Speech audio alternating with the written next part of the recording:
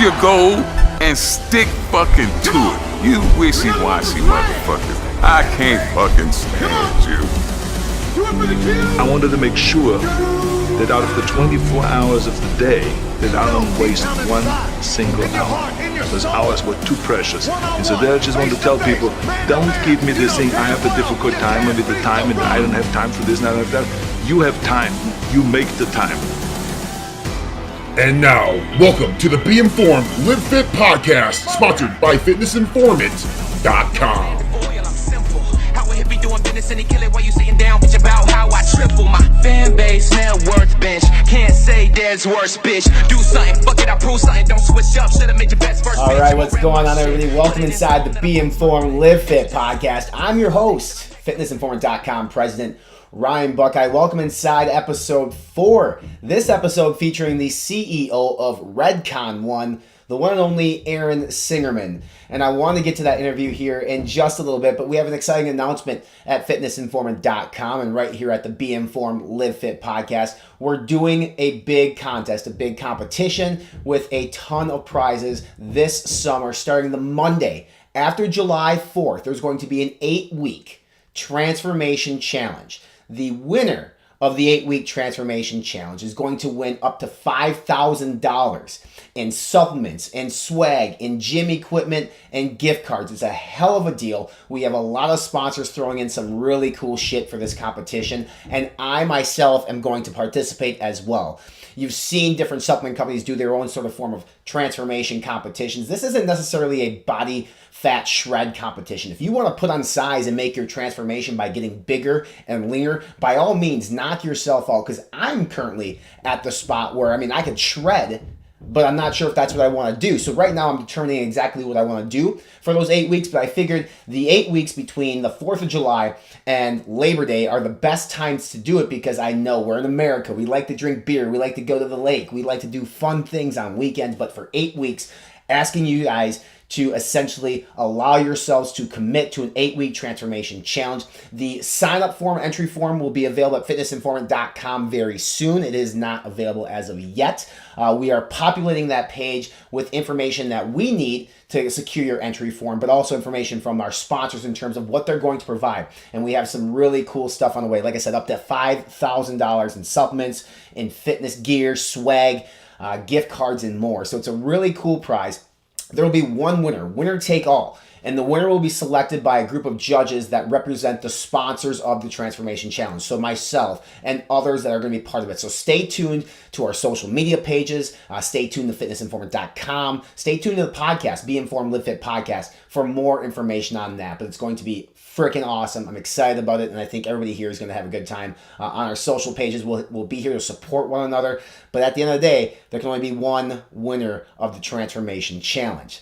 I also realized that I haven't done a really good job of kind of letting you guys know what I'm currently using. FitnessInformant.com is primarily a supplement review site with a lot of original fitness content, but right now I'm on a couple different things in terms of what I'm running. I just finished the Intel Pharma Titanium Aries edition of the pre-workout. That review is now up at FitnessInformant.com. I liked it. I liked their original God of the Gym a little bit better than Titanium, but Titanium is still pretty stim heavy, still energy efficient for those who like those type of things. So that was really good. I just finished that, and I'm looking forward to starting my next pre-workout. I have a couple different sources right now. There's Giant Supplements. There's a Mental Giant. I also have Blackstone Labs Dust X, which is their second coming of their Dust Extreme. And I also have an Iron Brothers supplement that just came this week in terms of a pre-workout. So I'm determining which pre-workout I want to take next.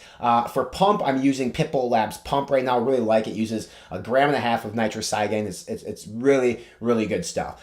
In terms of BCAAs, I'm using the Resurgence from Blackstone Labs currently still, and that's probably going to be the same maybe in the next couple weeks to finish that up. I'm still using Vitargo post-workout, which is a post-workout carb. It's an expensive carb, but my favorite of the carb sources out there. Protein, right now, I'm using my first Ronnie Coleman product. Their protein, it's brownie batter, and it's fucking delicious. It's really good. It's 20 grams of concentrate, 5 grams of isolate, I believe. So a really good protein. In terms of other things, I'm using some other Blackstone Labs stuff too. They got Recomp, which I've used before. I'm using it now just to kind of come off my bulking phase. And then I'm using different glycogen modulating supplements like glycologin, which we reviewed over at Fitness Informant. I'm using that currently, but I also have from Core, I have their glycogen product as well that I'm going to start running. So if you guys have any questions or anything on what I'm currently using in terms of my supplement repertoire, let me know. Check out fitnessinformant.com for all those reviews and all the feedback that I can provide on it. Today, let's talk about this episode. All right, this is going to be a really fun episode to do. We got Aaron Singerman on. He's the CEO of Redcon One. Now, Aaron has been really cool. I reached out to Aaron like a little over a year ago and we started kind of our conversations, and him and I, now I would consider Aaron, a friend within this business and with this industry. He's a good dude, and it's going to be a very interesting conversation because Aaron actually opens up, and I don't know how public he's been about this, but opens up about his, I guess you could call it ugly breakup with former business partner, but more importantly, former best friend, PJ Braun, when they were at Blackstone Labs. Now, Aaron is going to tell exactly how he felt it went down and how it went down to him. And then in 2 weeks, we actually have PJ Braun on the show. And PJ is going to come in and PJ is going to talk about how he felt this whole thing went down. So it's a very interesting dynamic, knowing these two men who once were really close, like family members, best friends.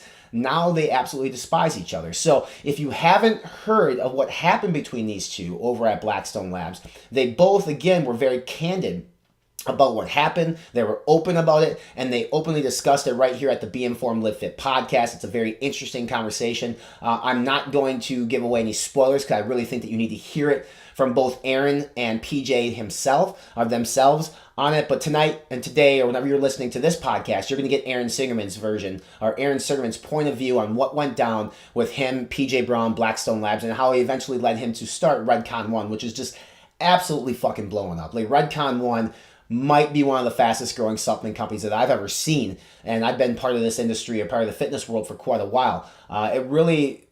I wouldn't call it an overnight success because Aaron obviously has been a part of several different companies. I mentioned Blackstone, then there was Prime Nutrition, and Aaron's been in this industry. He's worked for RX Muscle, Dave Palumbo over there. So he's always been embedded in the fitness industry, so he's always had a good knack for things. And I get the sense that Aaron, too, is a very smart businessman. So that doesn't necessarily surprise me that Redcon One went from being being a startup to an overnight success. And right now it's probably one of the most cutting edge, leading supplement companies out there and on the entire planet. I mean, they're expanding into a lot of different countries, making their products available, reformulating products for certain countries that have restrictions. So it's very interesting, and they keep coming out with new stuff. And we talked about, at fitnessinformant.com, we talked about the MRE portion of the Redcon One portfolio. They have the MRE Light, MRE Powder, and they have their MRE bars. This Friday, this podcast drops on a Tuesday. We're going to get the fifth flavor, I think, of the MRE bars. We're going to get sprinkled donuts. So they're going to have blueberry cobbler, banana nut bread, oatmeal chocolate chip, peanut butter cup, and then they're going to go ahead and have sprinkled donut, which looks absolutely phenomenal, and I can't wait to try it. Hopefully, I'm able to get a box of those. I can eat those things like crazy. But they use whole food sources in them, which is really cool. They recently just dropped a new supplement too called MOAB. I think it's pronounced just MOAB. But it's like the mother of all builders, the mother of all muscle builders. It actually utilizes a couple different ingredients: HMB, HICA, epicatogen, which I really like, and it uses estrogen for ingredient absorption in the body. So they keep coming out with new stuff, and we talked to Aaron on the podcast and on this episode about what the future of Redcon One is, what they're going to release. Again, in addition to what Redcon One's about and how it started and the breakup from PJ, we also talk about some other devastating news with Redcon One, obviously being Dallas McCarver, which was just a little over a year ago, right before the Olympia in 2017, and he was actually part of the Redcon One team, had actually spoken with Aaron, I believe the day of, or was in the office the day of. So we get into that. Aaron's got really good insights, and this was one of my favorite interviews to conduct with Aaron. He's been great. Regardless of what happened with Blackstone and Aaron and PJ, I've gotten to know both of them, and I get along with both of them, and I like both of them. So I choose not to choose a side. I keep an open mind, and I urge you guys to kind of keep an open mind as well. But I mean, ultimately, someone's going to pick a side, and we totally get that, and that's why this podcast exists, to bring news and bring information out there in the light of the world that maybe you didn't know before, to educate you more on their brands. And Aaron's brand, Redcon One, has done a really good job, I think, in terms of educating consumers on what they're about. So overall, really good episode with Aaron Singerman. I'm going to shut my mouth. I'm going to bring in Shane from Stacked to talk about some big stories on the sports nutrition scene. And then from there, we'll kick it over to Aaron Singerman. So do us a huge favor, subscribe to this podcast. We're on iTunes, Google Play. We're also going to be on YouTube, so subscribe here on YouTube, and we'll be on Spotify now as well. Facebook, Instagram, Twitter, and Snapchat, our social media channels, and obviously our official website. It is fitnessinformant.com. Make sure you check us out. Enjoy the episode with Aaron Singerman. I'm sure you will. And yeah, let me know your thoughts on social media when you're done listening to this episode, because I'm very curious to see what the general public has to say. Looking for the best supplement news online? Then check out stack.com, STACK3D.com, for the most up-to-date, accurate sports nutrition news available today.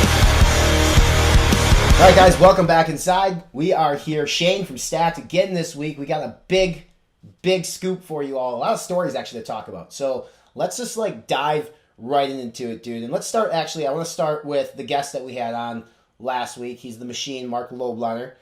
Brand new supplement coming out from Tiger Fitness. What do you know about Swoley? Where's it going to be, and what's it going to do? So MTS Swoley is kind of like it is truly like a one-of-a-kind post-workout product. And no, that word gets tossed around a lot. One of a kind. Like, is it truly a one of a kind? Yeah, okay. Yeah. I would say that whenever people always tell me, this is a game changer, this is a one-of-a-kind, and I'll know when something's been done before. I've always kept good track of what's been done. And this hasn't technically been done before. If it was like a brand new kind of thing, I'll call it an industry first. But this is a one-of-a-kind.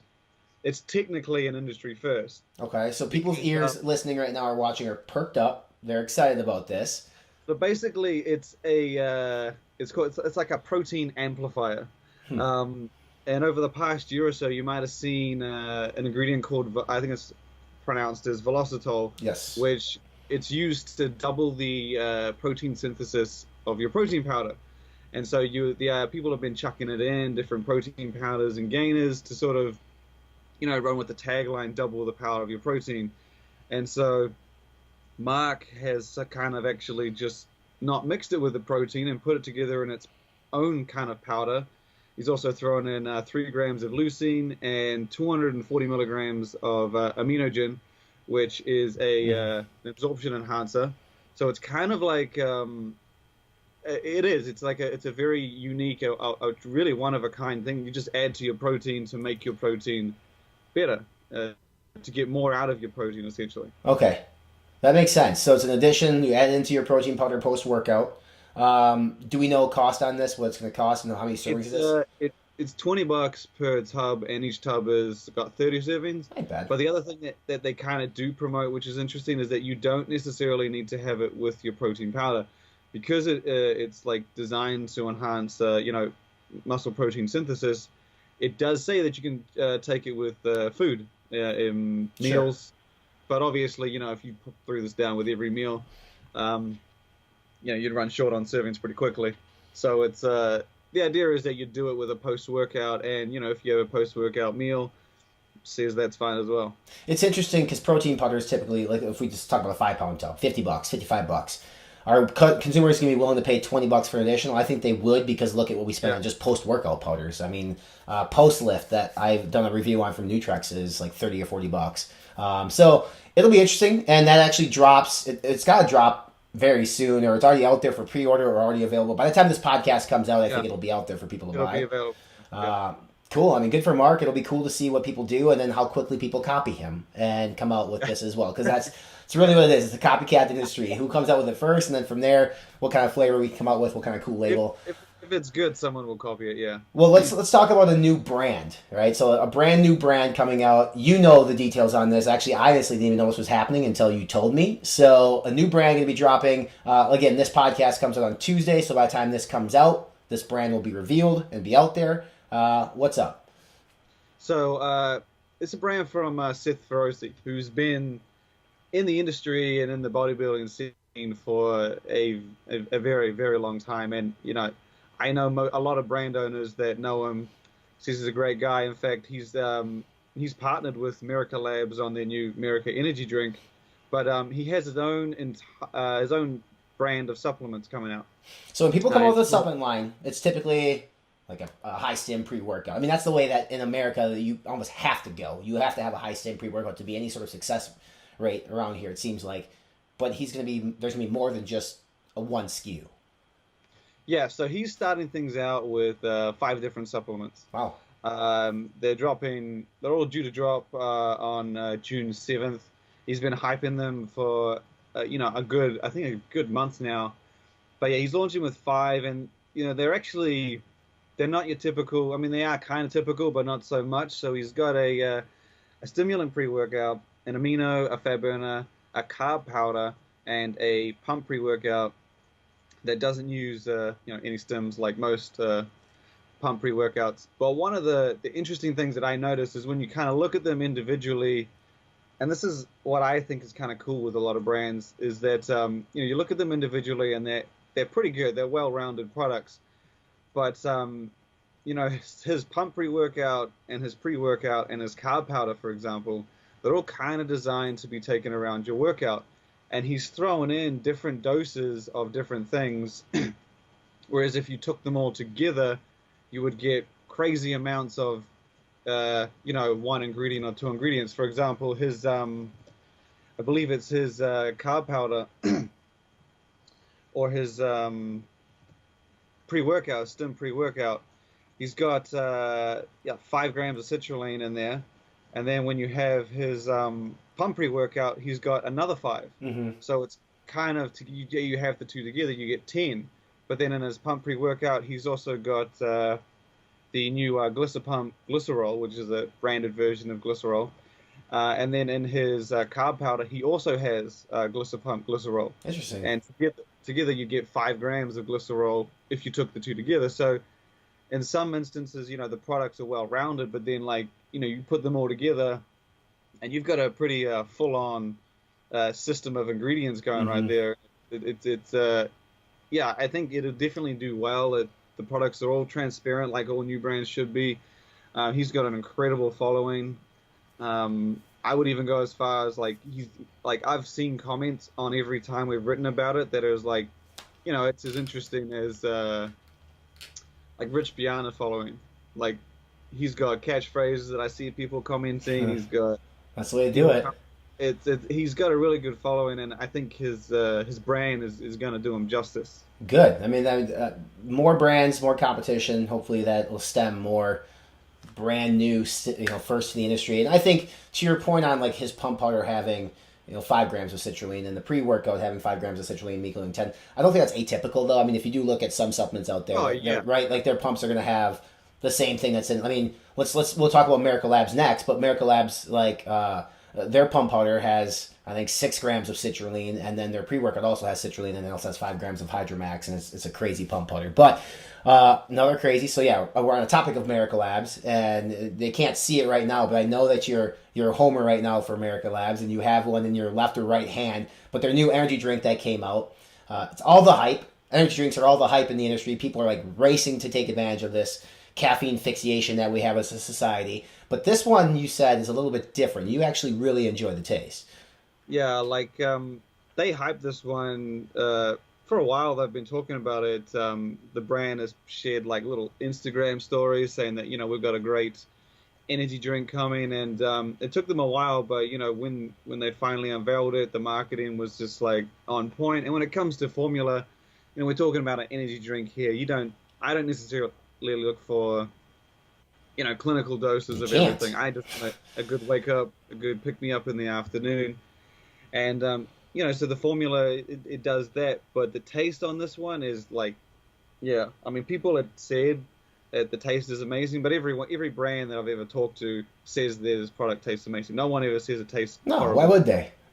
And so when we got this one, I was really hoping that it would be as great as they've kind of marketed it, because the marketing is so unique, Sure. it could stretch well beyond the supplement industry. Like, it's just a well put together product, and the taste, we got to try it earlier this weekend, and yeah, it is truly amazing. Like, I can't really compare it to many other energy drinks because it's a very kind of like a very fruit based flavor.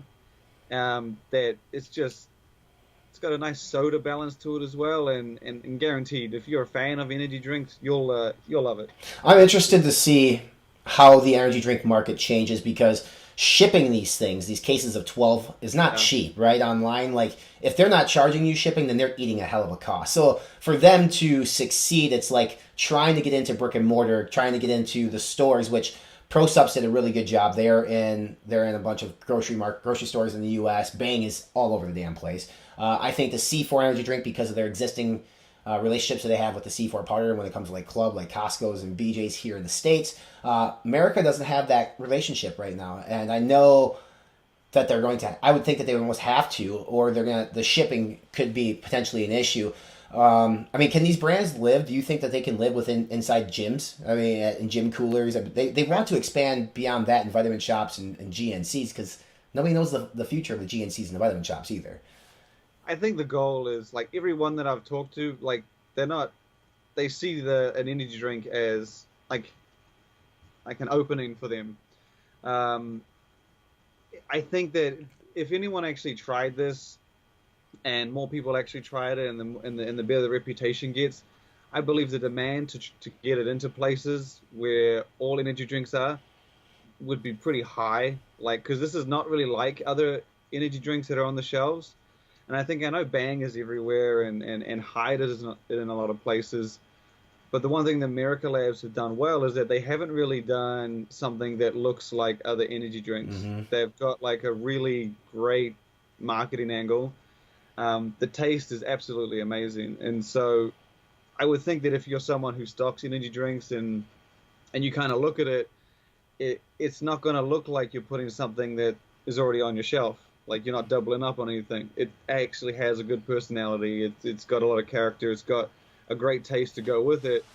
Whereas, I think sometimes they could look at the many energy drinks that come out, and they might not want to put it on the shelf because they already have something similar. Yeah, I mean, because typically they're not gonna add space for it. They're gonna replace something, right? Because the space is already cracked. So it'll be interesting. I'm excited to try it. I'm not a big energy drink guy, but I do like to try these when they come out to see if the hype is real. Same as you. Collaborations have been sort of like the topic of conversation since we started this podcast. Every time that you've come on, we've talked about a collaboration. We're going to continue that trend. Another collaboration, but this one's like super unique because it's two completely different categories.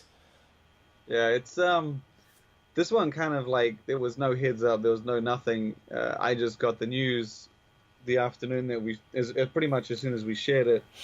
And so it's Ghost, who's no stranger to collabs. They did a limited edition flavors of their pre-workout with their athletes Christian Guzman and Max Tuning. They also do collabs with the Warheads flavors for their Ghost size and pre-workout. But they collaborated with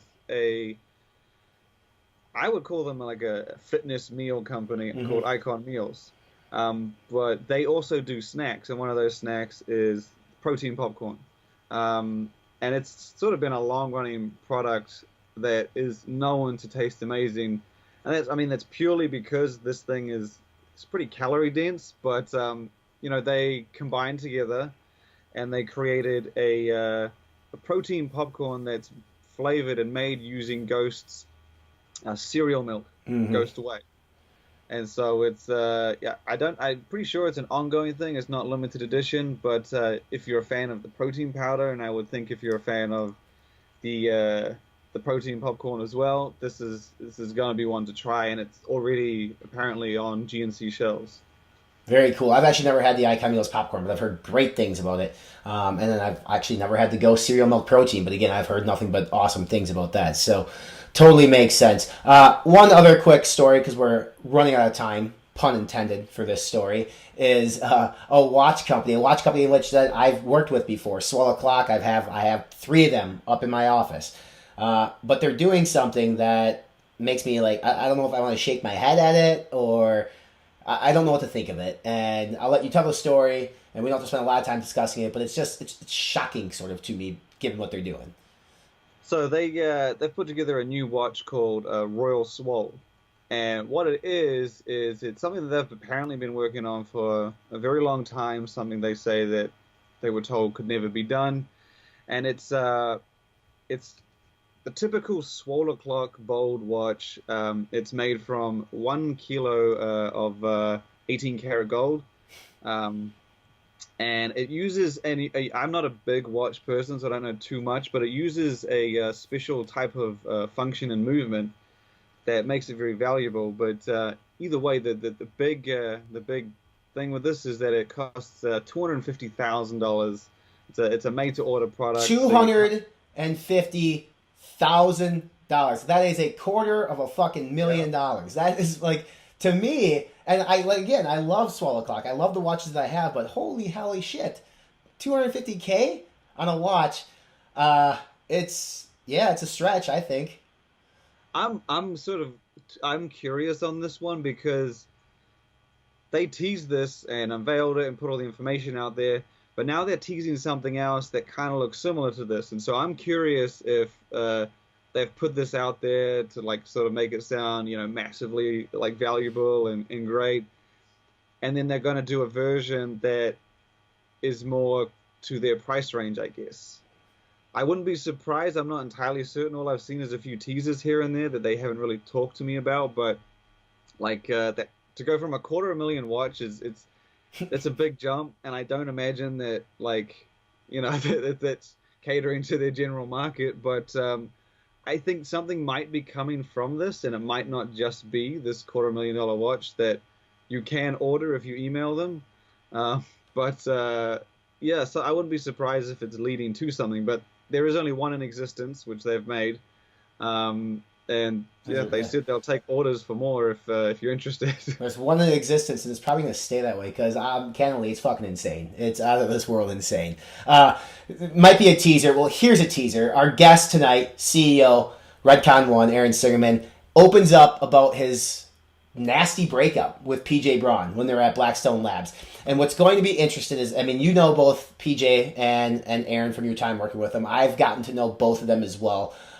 Tonight, whenever the people listen to this, they'll get to hear Aaron's side of the story. And then in 2 weeks, they get to hear PJ's side of the story. So I will let everybody listen and decide who they want to believe. The stories are a little different. Like I said, I like both of them. So I don't take one side or the other. It's one of those things, like when you get into business with a best friend, 2 things are going to happen. Either everything's going to be all fine and dandy, or this is exactly what's going to happen. You're going to hate each other after the fact. These 2 can't stand each other now, and they have competing brands. It was a good conversation. It's interesting. You and I have kind of talked about it off screen. So I think a lot of people are going to be maybe experience this for the first time and just go into it with an open mind, and then wait for 2 weeks for PJ, and then from there you guys can decide what you want to decide. But it's good stuff. I think that people want to listen to this, and there's no holds barred between the 2, that's for sure. So all right, dude. Well, I hope that you enjoy it, and then we can potentially recap it in 2 weeks when we get back together. It's Shane Stacked, STACK3D.com. Dude is a fucking workhorse. I think he publishes like 400 articles a day, it seems like. So keep it up, brother. We'll see you again in a couple weeks. Appreciate you coming on. What's up, guys? Ryan, FitnessInformant.com president here. Did you know that we work directly with Supps.com to offer you all a 5% discount on all of your supplement purchases? That's right. Visit Supps.com, use promo code INFORMANT, and save 5% off your entire order. All orders over $59 will ship for free.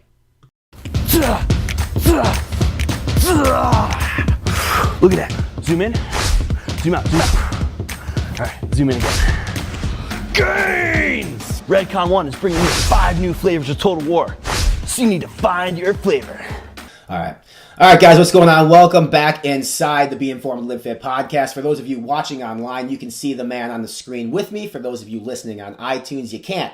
So he's the CEO of Redcon One, Singerman Enterprises himself, Mr. Aaron Singerman. Dude, thanks for joining me. I appreciate it. My pleasure, man. My pleasure. We've been trying to make this happen for a little while. I'm happy that we found a great time for both of us, and it's my pleasure to be here. Thank you for inviting me. Yeah, man. I like the glasses. You look super sophisticated.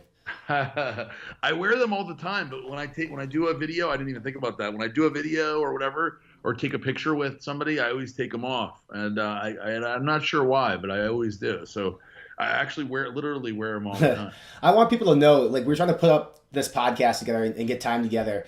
And you told me you stay in the office till like 7 o'clock. I mean, you put a long ass day in at the Redcon One office. Then you come home, take care of family, put the kids to bed, which is fantastic. What time do you start your day at the office? So a lot of my schedule that I've built is built around family. And like I told you, we could have done the interview earlier because you had some opening, but basically from the time that I wake up to the time that I go to bed, I make sure I get the stuff that I need to do in, but I also make sure that I spend the time with the family, because it's very easy for me as like as a pretty obsessive person by nature, to forego stuff like that. That's honestly more important than anything else. It's easy for me to focus on the goal at hand or the job that I have to do and just like mute everything else. So basically what I have done is established a schedule that I follow pretty religiously. Sure. So I wake up in the morning around 6:30 or so, something around that time. And then I wake up with the kids, and Aiden is my youngest one. I'll usually pick him up and bring him downstairs, and we do breakfast and everything.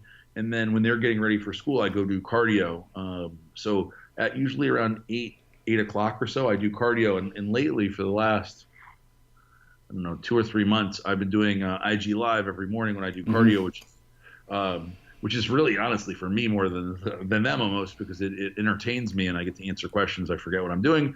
And then I work from the time that I shower and get ready for work. So I probably don't get to the office till 9:30, sometimes even 10, depending on how late it goes, because I stay with the kids till they're ready to go. Right. So I do breakfast with the kids and I hang out with them and we watch shows, or we, whatever they sit in. When I do my emails, I do my little, my morning stuff. They'll sit on my lap and watch me type, or sometimes bang on the keyboard and mess up the typing. And then I go to work. And then when I come home, I make sure to get home in time to put them to bed. Right. So that's kind of the way that we do it. And then on Saturdays, when I go to work on Saturdays, I always make sure that I'm home in time to do something with them before it gets too late and before it's dinner time. So it's like I kind of have a routine down. I don't work on Sundays. Sundays are family day, where I do as much family time and as little work as possible. But it's kind of like a routine that I built in. And as a result of it, I have a pretty damn balanced life considering all the stuff I got going on. Well, you think about a lot of business owners, that consumes their lives. And then family, to some of them, comes second. So I know you were just in Disney like a week ago with the family. How long you and the missus been together? We've been together. We've been dating. So it's interesting. We met and we were together 6 months when she accidentally got pregnant. With Asher. And so we accidentally got pregnant, and it's one of those really great mistakes in life that ends up being, a tremendous blessing, and it's something that was unexpected but fantastic. Thankfully, I knew already at that point that she was the girl for me, and that we would get married one day, and I knew she was the one and all that stuff. Before then, any other girl that I've ever been with, this would have been like disaster, like the worst thing ever. I would have been like inconsolable, right? Sure. But with her, I was like, you know what? It would have happened anyway. It wasn't that big a deal, and we embraced it, and we ended up getting married when she was close to then, 7 months pregnant. And so we've been together 6 years now. Asher is 5.5. So it's been a great 6 years. And I was very fortunate to meet her when I did. Otherwise, if it was anybody else, man, it would have been terrible. So. When you married, you're already involved in this industry, within the fitness industry, right? Because you started out back at RX way back in the day, right? So Do you have a college degree, education, anything like that? No, I have a high school GED. Sure. And the reason why I asked that is because you're super successful.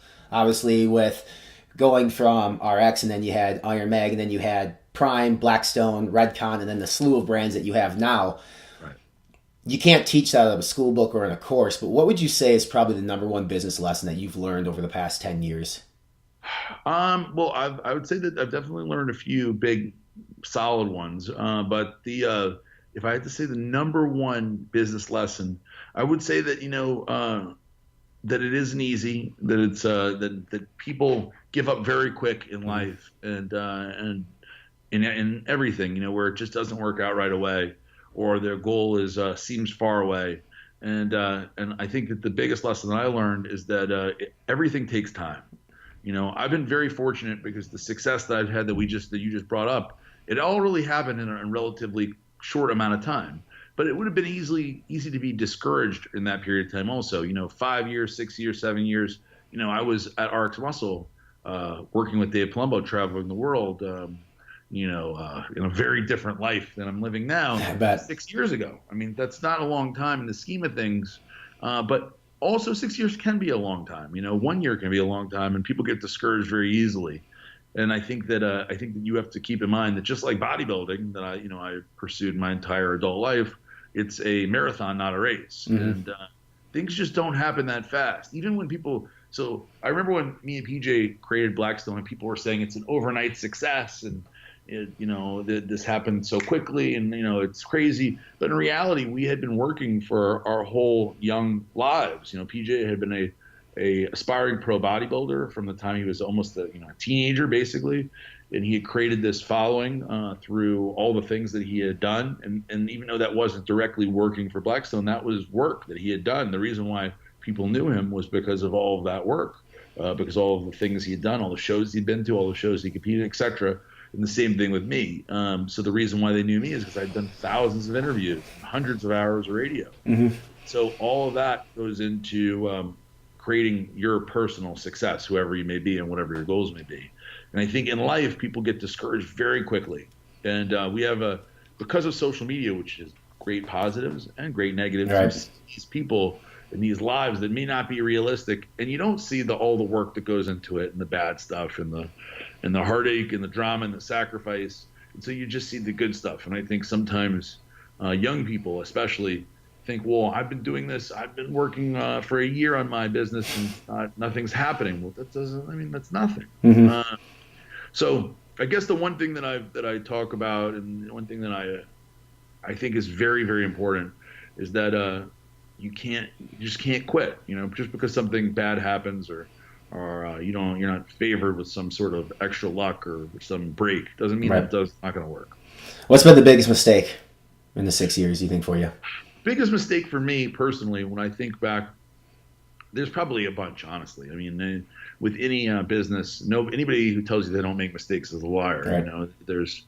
There's tons of mistakes, and I think back to, as we're talking about it, to several good ones. But I think that honestly, the biggest mistake that I've made is I've always this is just probably part of my mentality, which is created success too. But I've always, I think that looking back, I think I've had a problem with thinking about short-term gains, right? It's very easy to look at what's happening right now. Mm-hmm. And this has happened to me before, where I look at what's happening now and what will benefit the situation at hand, what's going on right now. And if you base your decisions on what's going to benefit you now, it may not be what you really want. So you have to pull yourself out of what's right now. So I'll give you a good example. So I have 4 very aggressive salespeople that work for me, right? And they'll all tell you that I am also very aggressive when it comes to making money and bringing in revenue. I mean, I am constantly thinking about the scoreboard, right? The money in, and it's just part of who I am. And I chase winning, and I chase goal setting, and I chase beating last month, and it's I love it. But that's a very short-term thinking, very short-term. Because the goal for me and the goal for Redcon is not how much can we get this month. Ultimately, that's not the goal. The goal is where do you want to be eventually? Mm-hmm. And where do you want to be in a few years? Where do you want to be? What is the ultimate goal? And where do you see yourself So a lot of my mistakes, I think, I think back to life in general, have been thinking about what would be good for me today, right now. What's good for this company, me personally, whatever I think that is a big mistake where you have to think about how do you want to be remembered? I mean, it seems very like far off for a lot of people. Legacy and things like that don't really matter to most people because they think, that's a long time away. Right. But if you start thinking about that long-term goal, the long dollar, instead of the short dollar, and like where will you put money in your pocket today, I think that it changes the way you think, and it changes a lot of your decisions. And so I have the good fortune now to be pulled away from it a little bit, and I honestly I don't need anything. So I'm in a place where the things that I would like to get are so far away from where I am now, and the things that I need I have. Right? So now it's easy to look at it. So people listening now, when you're thinking about paying the bills, right? Or thinking about the thing that you really want that you're trying to get to, it's easier to focus on that. For me now, I wish that I would, if I had a chance, I would talk to the old Aaron and say, hey man, that car, that watch doesn't really mean anything. It's meaningless in the scheme of things. Don't focus on that. Focus on where you want to be years down the road, or even better, focus on what your kids are going to think of you one day. Because ultimately, that's really what it's about. How it's funny because a lot of times you hear it doesn't matter what people think of you. That's total bullshit. It absolutely does. Because if it doesn't matter what people think of you, then you're going to act like a total asshole. Right. You'll be totally selfish because you only think about what you think of you. So the truth of the matter is that the people do matter. My children matter. My family matters. And ultimately, all the people that we work with. You, everyone else watching this, it does matter because that is the opinion of people that are in our thing, our industry. So I wish I would have thought more about that. What's the vision statement for Redcon 1? Do you guys have one? Yeah, obviously the slogan, right, is the highest state of readiness. And that really is fitting, obviously, because that's what Redcon 1 means. And it's also fitting because it appeals to everybody, from the soccer mom to the Navy SEAL. Nobody doesn't want to be at the highest state of readiness. Right. In terms of our vision or the brand, I'm thinking long term, right? Because we just got done talking. Like, what's your long term strategy for Redcon 1? So the long term goal, and this is something that it's funny because when you talk about like big long term goals, it's I've always been one to be embarrassed. I don't know if embarrassed is the right word, but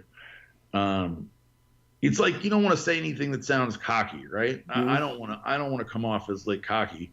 And so a lot of times I would have goals in my head that I wouldn't want to express because I felt like people would think, whoa, that guy is like cocky or too ambitious or whatever. But so the goal for Redcon 1, I don't mind saying it now because I feel like it's happening, is that I think that I know that the goal for us is to be the biggest sports supplement company in the world.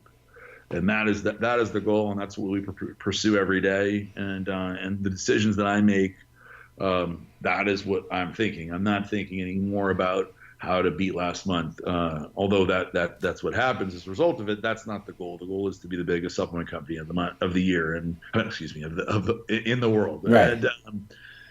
And how we're doing it is every day, one step at a time. It's a small step every day, hopefully a tiny step every day.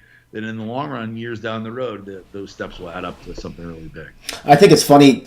I talk to a lot of people, and they're all stateside, so they get the picture here in the States. But you were just at FIBO, and which is in Germany this year. But then there's supplement companies from all over the world in which there's different regulations in different countries. So for a brand to become worldwide, there's a lot of different changes that you need to make in formulations into your product, into your marketing. How much of a headache is that, or how much of a learning curve was that for you expanding outside the continental 48? So it honestly wasn't too bad. The one thing that people here domestically and in the States don't realize is that there's a lot of competition out there. I mean, there's a lot of other brands that you probably have never even heard of that are doing big numbers and really penetrated the market in other countries. In terms of the formulations, so we made a decision not very long ago to remove several of the ingredients, not because of an FDA thing. Even a lot of the stuff that we removed, actually all the stuff that we removed, none of it has had any kind of regulations change. We never received a warning letter. Nothing's happened yet. But we kind of got ahead of it. So I have been since Blackstone, the Blackstone days, I've always felt like, probably more than I should, that the ingredients made the product, right? So that one ingredient, we would get caught up on an ingredient and be like, damn, we can't lose this ingredient, right? Or it'll ruin this or ruin that. And I really stressed out a lot in my life, in my business life, over this stuff. And in reality, I have found now with Redcon that if you do your homework, if you create a really awesome brand, if you have a good message, you have all the components, one ingredient won't make or break you. Mm-hmm. So I no longer have a fear of doing that. So what I decided to do, we made a calculated decision to alter some of the formulas so that they would be more compliant worldwide. And that's what we did. So we removed like DMHA, we removed Yohimbean, we removed Aerogerensis, we removed a lot of stuff out of the products. Now the products are still awesome. Mm-hmm. Nobody will be disappointed with the product. Nobody's going to take Total War and be like, this sucks now. We don't have to worry about that. But I took out some of the ingredients that I was having issues with importing, that we were having issues with here in the States with it. So Amazon won't take these ingredients. Right. GC, Vitamin Shop, bodybuilding, it just doesn't make sense. So if you're going to be the biggest, so this is a great example of thinking down the road instead of thinking of right now. So in my past life, right, I would have thought, damn, this is going to hurt revenue. It's going to hurt the bottom dollar. I'm going to take home less money temporarily. I would have gotten fixated on that, and I would have not made the right decision. And the right decision is don't put ingredients in the product that are going to limit the possibilities of where the product will be sold, how many people will get the product, etc. Mm-hmm. And I can understand why other people have had a hard time making that decision, and then they wait till the FDA makes the decision for them to remove. I get it. I mean, I was there. But that is not, in my opinion, that is not the right move to make. It's definitely not the right move to make for us. So we got ahead of it. We created some very universal formulas, and now the changes are extremely minor. So, like for example, in the EU, all we had to do was remove agmatine sulfate, which is illegal for whatever reason. Yeah, that's weird. I didn't realize it was. Okay. That's illegal. So that's crazy. Yeah. Each country has different little differences. But every country, DMHA is not legal. Every country, Yohimbean is not legal. So there's some ingredients that you're pretty universally not okay.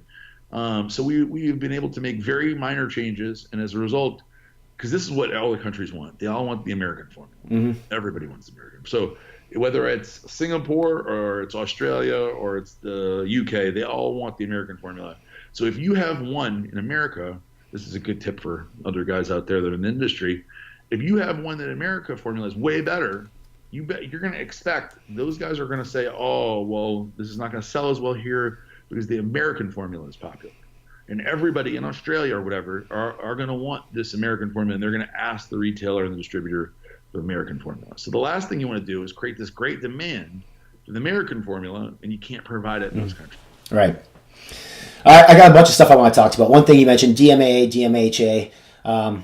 It was a big deal for companies, for users. I used products that had them before.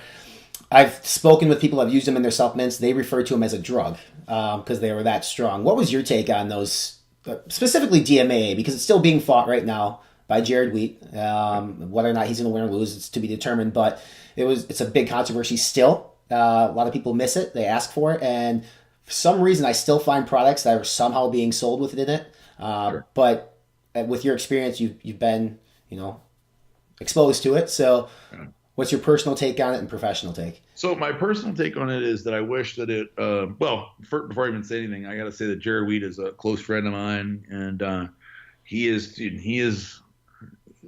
fighting, people don't realize that he's fighting for himself, of course, and the product, but he's also fighting for everybody, because the case, I don't think people fully understand what's going on with the case. And then I'll explain that in a second. My personal opinion in general is, I don't talk about politics very often, but I'm a libertarian, and a very strong libertarian. It's one of those things that I don't really talk about because usually you alienate people. But my opinion is that I think that people should be able to decide, adults should be able to decide on their own what they put in their own body. That's right. Kind of my opinion. And if I'm pretty extreme with that, because if somebody puts something in their body that causes them self-harm and they choose to do it, this is like, I hate to say it, but it's kind of Darwinian. If somebody takes something and puts all kinds of shit they shouldn't do and they didn't do any research and they have a bad effect, this is, you're an adult and this is what should happen. But I'm not saying that that's the case with DMAA, because all the research I've seen says that it's safe. Mm-hmm. That being said, the case really comes down to the fact that DMAA, the last judge, told Jared and High-Tech that it is a constituent of a botanical, but it's not enough in there to justify. So they're saying it must be synthetic because you could have a field of DMAA, mm-hmm. geranium in it, and you can only get one pre-workout. Well, that is an interesting problem, because if the law on paper says if it's a constituent of botanical, it's good to go. It doesn't matter. It doesn't specify how much needs to come from it. So that's Jared's big thing, because there's a lot of products. Like resveratrol is something that I take personally for health. Resveratrol is synthetically derived, but it's a constituent of botanical. So is that going to be illegal? How many other things? There's tons and tons. Where does your vitamin C come from? I mean, it can really be a slippery slope. And so that's one of the things that he's fighting for. So for me personally, I wish it was okay. Now, on the business side of it, it's different. So on the business side, DMAA and DMHA is different, because DMHA, there's no ruling, there's been no warning letters, and there's been nothing in terms of actual action for DMHA. But with DMAA, I personally will not choose to take the risk with any product like that. So I'm at a place, like we said, because of where I'm at and what I'm thinking of and where my goals are, the last thing I'm going to do is put an ingredient in a product that is risky in any way, and I mean legally risky in any way, or going to hamper the growth of the business in any way. I know that that's a bad move for me personally, for Redcon, for our team. It's not good. So I would never do that, because that's not where I'm at. Jared doesn't care. Jared is like a fighter. So Jared is the kind of guy that if somebody comes and slaps him, he's going to punch him. Sure. He's come with a knife, he's come with a gun. He's a fighter, and he's willing to do whatever it takes on principle. And I admire that, but that's not where I am in my life. So that's I think that sums it up, right? Yeah, it's tough. I mean, I've heard financially it's got to be draining on Jared, just having to keep fighting this and fighting this. I mean, he has money, but at some point, right? To your point, he really is fighting for the bigger picture, and that's the entire industry setting a precedent for what you guys can do. So I find it very interesting. I've read the stuff that the Price Plow guys have put out on the very detailed stuff. Mike's done a really good job on that. So the FDA, so this industry's regulated, it's just not really enforced, is what a lot of people will say. When you were back at Prime, did you guys have an issue with the FDA, or did that happen after your time? I left in March of 2000. This is 2016, March of 2016, and then Blackstone got raided once I was gone. Nothing happened with Prime, but Blackstone got raided once I was gone. I wasn't even gone that long. I think I was gone like maybe a year or so when it got raided. February, I think, of 2017. Yeah, I think that's timing's about right. Yeah, and that's already not perfect with the date stuff, but it's around that time. Yeah, and that's when PJ got into a partnership with Jared and High-Tech. I think happened just prior to that. Yeah, so I was there for the time. We had a partner that we took on, this guy Joe Safina.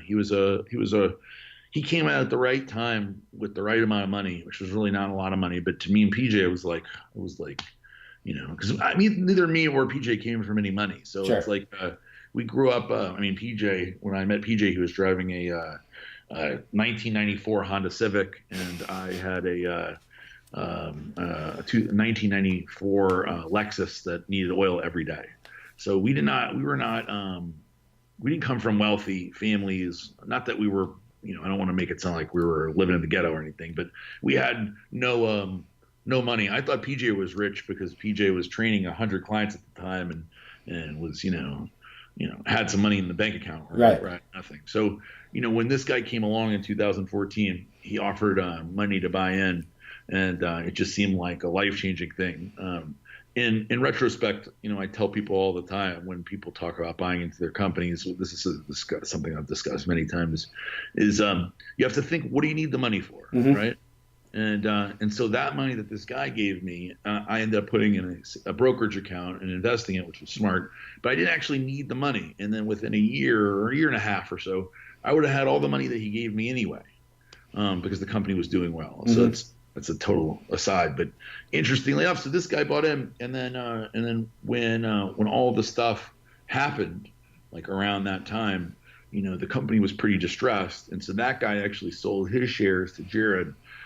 Because that other guy was like, what the hell am I, this is not thought was going to happen. He wanted to, his goal was to sell the company for much more money and make much, but obviously it didn't seem like that was going to happen. And of course, Jared, who was our manufacturer at the time, knew what the business was doing, seeing what kind of money was coming in, and said, this is a good bet for him. So he ended up buying that guy's shares. Okay. And then later he bought my shares. Great. No, that makes total sense. Jared is actually the majority owner of Blackstone and has control. Sure.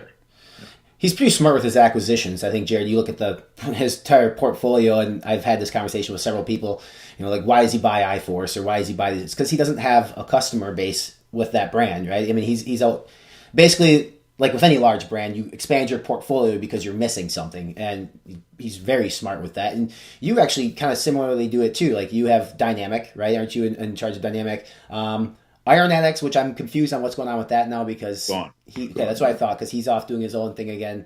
What else do you have right now? Run Everything Labs. I work with Rob Dale and Bailey, which is doing good. I mean, that seems like it's doing really well.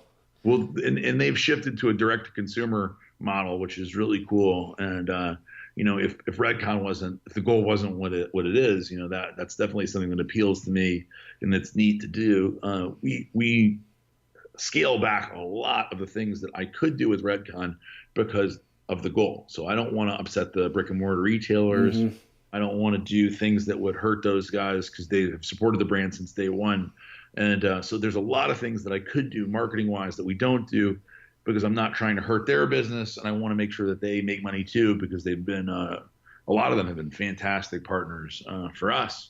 So a lot of the things I would do have changed. So it's cool to see and work with Rob and Austin and Dana, their team, on things that I wish that we could do, but I can't, but they could do, because they don't have to worry about the retailers like we do. So it's definitely a really cool partnership, and we actually changed the model for Dynamic to match that as well. And Kai, obviously, as you know, and probably all the listeners know and people watching, he is incredibly popular internationally. Yeah. Incredibly. I mean, like, causes a riot when he goes places. He's that popular. Domestically, it's something that we're really working on as a brand, is to expand his popularity into people wanting to try the supplements, which is different, because in America, people see Kai and I don't think that they take his advice, even though they're fans of him. I don't think they believe or whatever. We're working on trying to show them that Kai actually takes the supplements, that he does take Savage Roar, that he does take the aminos, Vindicated. He actually takes protein powder. He's not this whatever you think he is. He is doing all of those things, like, for real. Sure. And he loves the products. I mean, he takes more freaking Dynamic Muscle products than anybody in the world. Trust me, you wouldn't believe how much he goes through. So, that's one of the things that people just don't believe, because they think at him, and they think he's probably on a lot of things that aren't, on Dynamic Muscle, right? Yeah.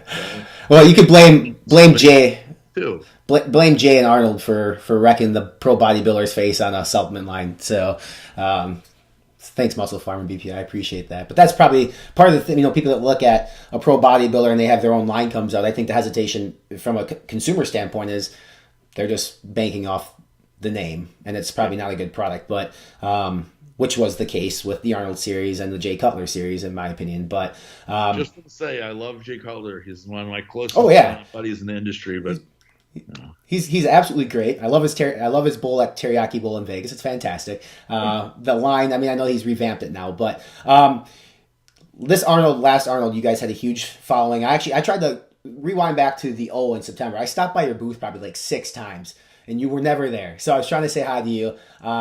But I do want to talk about that last year at the Olympics. It was a big deal because you guys had Dallas on the Redcon team. Yeah. 3 weeks before, was it? A month before? Yeah, right. No, right time wise. You guys did a really nice tribute for him at the booth, and it was on the website. I come from the world of wrestling, so when I heard the news from RX, I immediately texted some of my guys who are still with the WWE because I knew Ashley was there. And I said, hey, if you run into her, here's what happened. Give her a hug, let her know you're sorry. And nobody knew. I mean, I was the first to let them know, too. It was very tough on her, very tough on everybody. How has things been since then for you guys and the impact that he had on the organization and sort of the tail? Well, I mean, obviously it was super shocking. He's 26 years old. Yeah. So it's interesting because like the day that it happened, he came by the office. He sat through the marketing meeting. He gave ideas. He was very happy. Because Dallas has had times where he doesn't look healthy. Where he didn't look healthy because he's dieting. He's 340 pounds.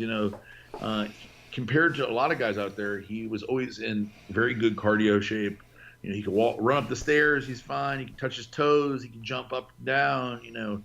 He's a very athletic guy at that weight. Very few people are athletic. He could do a jumping toe touch in the air at 340 pounds. Who can do that? He could run at 10 miles an hour at 340 pounds. Nobody can do that. So he was meant to be a big dude. That's what I mean to say. Like if I was 340 pounds, I'd be a mess.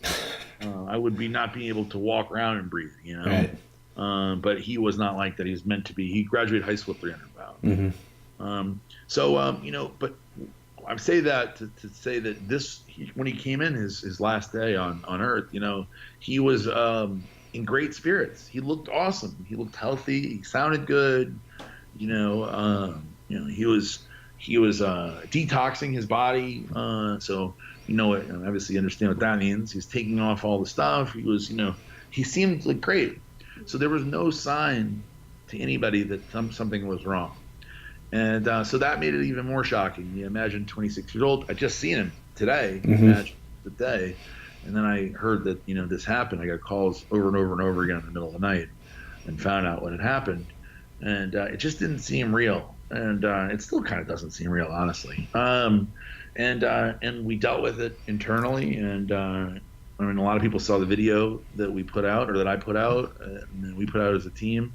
And dude, it was very, very crazy. It was very crazy. It's one of the craziest. I've had a crazy life where a lot of crazy stuff's happened, but that's up there, man. Yeah, that's up there. And we miss him, and we from that day we said, like, what would Dallas want? How would Dallas want us to continue? What would he, if he was able to talk to us, what would he say to do? And Dallas's whole life, he went hard, man. He went after what he wanted. I don't think that if you were to ask Dallas, did he regret his decisions? I mean, obviously nobody wants to pass away when they're 26. He had a lot left to do.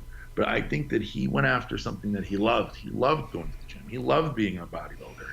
And I don't know what he would have done differently. Now, obviously, if you look at things now, maybe he changed something here or there, but man, he loved it, man. He was having the time of his life. He was not a sad guy. He didn't regret things. He wasn't like depressed. He wasn't, he just like seemed like he was doing what he was meant to do, if that makes sense. And, and so, the only thing that we could come to figure out is that he would want us to crush it. He would want us to kill it. He would want us to go 100%, and he would want Redcon to win.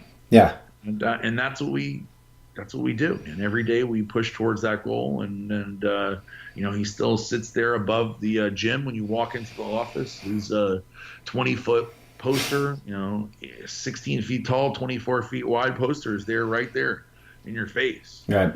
And he's all over the office. There's images everywhere. And to be honest, I would love to have his images all over the website and all over everything, the booths and everything still, because I know that's what he would want.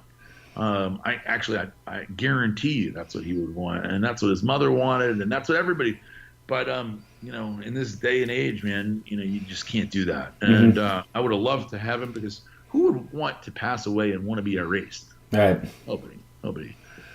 He will want it to carry on, and so we're trying to figure out, because I have so many hours, I have hundreds of hours of Dallas footage that was not released.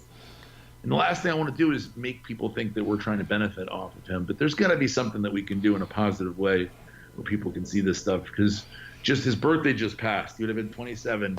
And man, I mean, you seen what happened on the internet, right? I mean, thousands of people posted his picture and said, "And you inspire me," and all this. And it just would be a shame for him to be forgotten or erased. So. Right. You mentioned people on the internet posting pictures. On the flip side, there's a negative side that comes with these things. That's to be expected. We knew that was going to come. Does that rub you the wrong way as a personal friend of his when people point the finger the way and say, well, it's because of this, and this is what happened. This is why he passed away at 26. Yeah, it's bothersome because people certainly don't know. And there's one toxicology screen that said there's some crazy number of testosterone when I actually know what was going on. It's there. That's obviously an error in this toxicology screen where they say that his testosterone levels of 55,000 or something. Something crazy it was, yeah. Yeah, it's not. There's no way. It's not possible. The last person he's going to lie to is us here at the office and stuff like that. So it's annoying, but ultimately, like, there's going to always be. I've come to, I guess, kind of like internalize the fact that there's always going to be. I hate the word haters. I don't like that word. I feel like that's such an overused bullshit word. But there's always going to be people that are wanting to point the finger or say, look at this or look at that, and point to negativity. In my life, I either ignore any negativity or just pretend it doesn't exist. And so with the Dallas stuff, it was harder for me to ignore because, I know that he wouldn't want to be remembered negatively. Nobody would, right? Sure. Nobody would want to be remembered negatively. And so when you point out these things and somebody says, oh, he did this and he died because of this or whatever, I mean, there's no good way to remember to be, to die at 26. So I don't know. It's annoying. And I think that people don't know the whole story, but it's like, what's the point of even telling them? So there was a lot of negative stuff that came away from Dallas passing away. A lot of negative after effects. Obviously, the whole thing was terrible. Mm-hmm. I honestly don't know what positive could be taken away from it. In every situation, I always try to look for the positive, and sometimes the only thing I can think of is all the positive impact that he had as a young man on so many people. That's why when I saw all the birthday posts, it made a big impact because it's like, man, he accomplished something. He accomplished a lot. And he affected a lot of people, and most people at 26 can't say that. Yeah, and I would highly urge, if anybody listening goes to Vegas ever, there's a gym called Lift Factory there, has a very nice mural of him and Dana Bailey and a lot of people, but it's really cool. So actually, we went there during the Olympia, worked out twice, and it was cool. And I know there's been a lot of other gyms. There's gyms in Madison, Wisconsin, where I'm from, Wisconsin, that has it. Madtown Fitness, I think, has a big mural. So he had an impact everywhere in the industry. I want to fast forward then to the Arnold, which was a different story. You guys very popular, but your former business partner was putting Blackstone Labs stickers over the top of Redcon 1. I believe he even said that you guys were pretty much ripping off all of his formulas. I'm not trying to start anything with you and PJ whatsoever, but you used to be the best of friends. No longer friends? No longer friends. No. Does it hurt at all? I mean, does it bother you? I mean, you guys had such a good bond. Like, I'm thinking about people that I've been friends with, but I never had a breakup of some sorts. But at some point, do you think that, I mean, as you age, maybe you can reconcile, or at this point, it's just unreconcilable? No, that's not a goal of mine, honestly. I don't think about that. And so me and him had a lot of great times together, and we enjoyed. One of the cool things is I can tell you. So the negative parts of partners, having a business partner, there's a lot of them. And in the end of our relationship was also the end of our business relationship, and they coincide, and it's very closely. They're tied together, essentially. But we had a lot of good times, and we enjoyed success together. It's like a vacation, right? You could go to, let's say, Rome, right, by yourself, and it'll be awesome. But you could go to Rome with your girlfriend, or in my case, my best friend. Sure. And it's going to be a whole hell of a lot more fun, because enjoying something like that with a friend is always better. In my opinion, it's always better. So if I go with Darielle somewhere, it's always better for me because I enjoy seeing it through her, right? And she enjoys seeing it through me. And there's a synchronicity about having somebody close to you with you for positive events. It's also the same thing with negative events. You have somebody to commiserate with. So being alone, for these things, I think could be said as not as momentous, right? So we had lots of cool stuff together, lots of hugging and dancing, and we were excited, and things were so great, and we got all this stuff. But then it started shifting in our relationship, and things, time, money, success changes people a lot, and that's what it did to us. So for me personally, when me and PJ met, we liked to party. We did drink, drugs, and whatever else. It was always fun. We had fun times together. We did great stuff. We hung out with girls. We did all kinds of. It was just like a fun time together, right? And then I got married, and my priorities changed, and had babies. My priorities changed more, and my thought process changed, and I grew up as a person. And PJ's changed too, but it changed in a different way. And so we diverted our goals in life and our thought process, and that changes everything, honestly. And so because of that, little things became bigger things, little fights became bigger fights, and disagreements became bigger, and we just honestly grew apart. So at the end, we got into this huge fight over something that was really not important. It was like a symptom of a bigger problem. Mm-hmm. And that was going to happen no matter what, whether it was this issue with this person that ended up becoming an employee that became this huge fight. It was going to happen no matter what. There's no way that we could have prevented it, because we were both unhappy. I was unhappy with him, and I didn't want to be around him anymore, and he didn't want to be around me.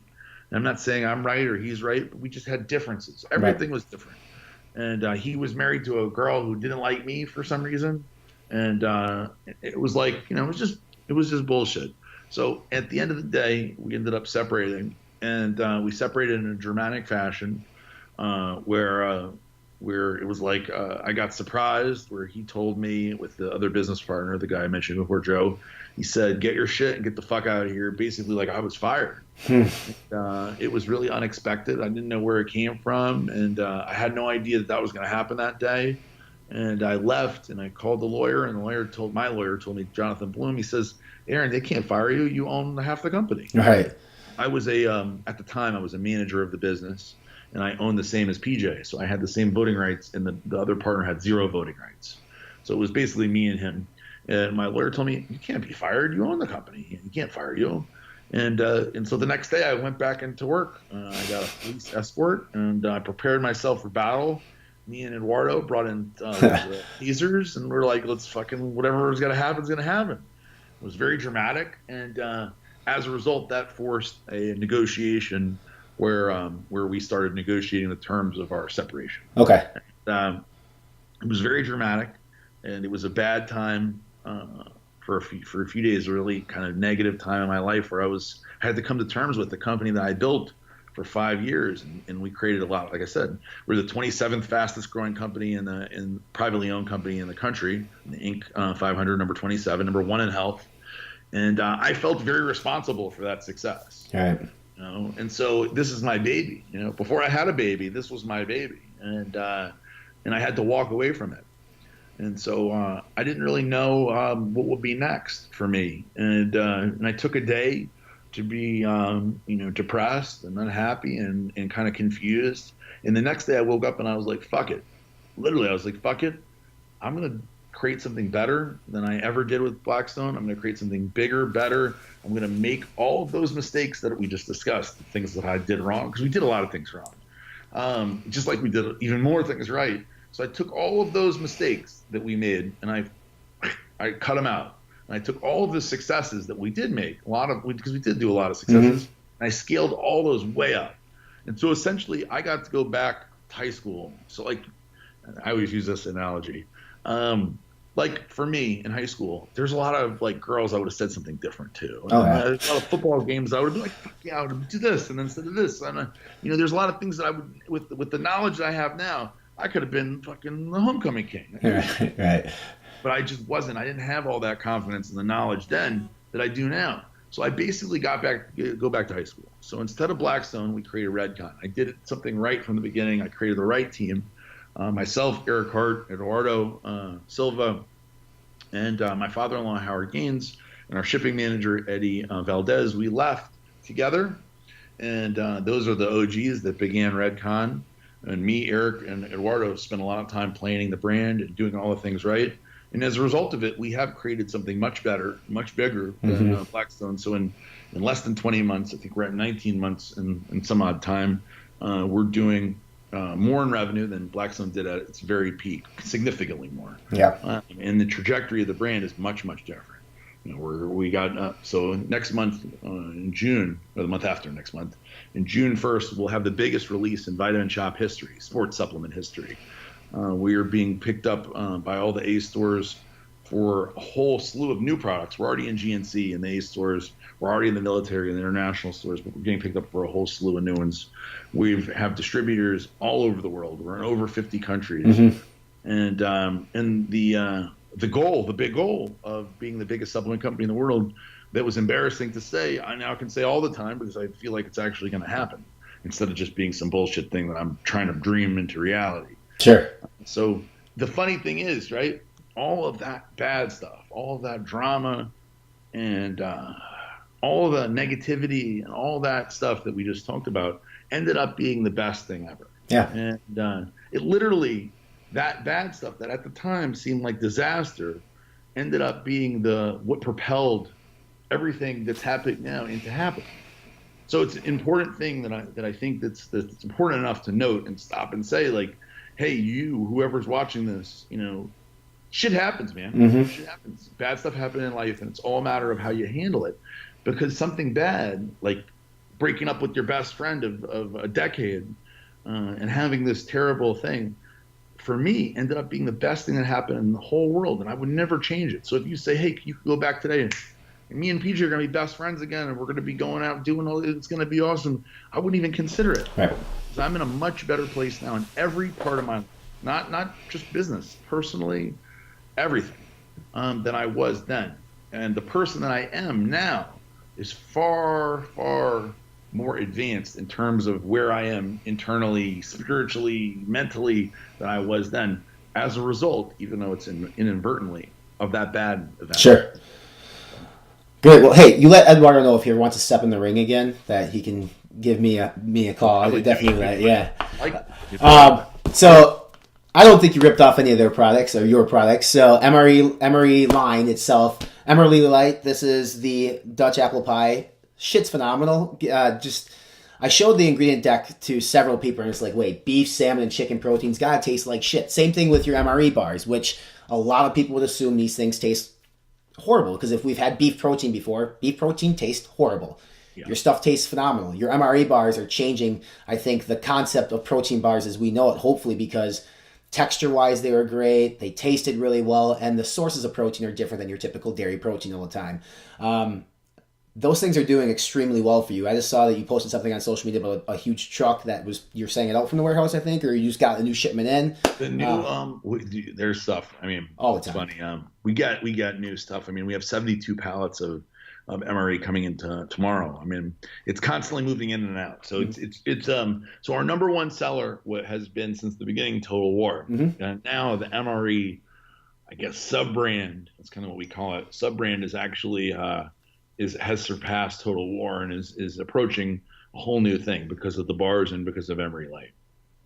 Yeah, you're killing it. I mean, you're doing really well with everything. And you talked about how you thought Blackstone, or people said Blackstone was an overnight success. I feel like Redcon is just like blowing it out of the water. You're everywhere. In terms of popular, you have the swagger, or the swag that you're wearing. I mean, you guys branded out really well on the clothing, on gym bags, on hats, etc.